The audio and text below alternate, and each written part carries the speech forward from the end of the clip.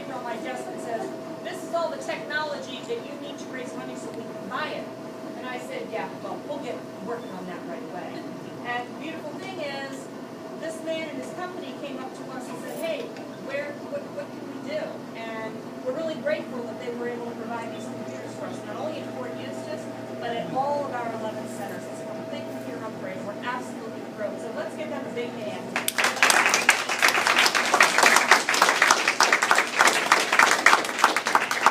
Now we're going to make it official because he's got the big scissors. Robbie has the big scissors, and we think that's really cool. So please do. Hold on 1 second. So I'm going to move the garbage can.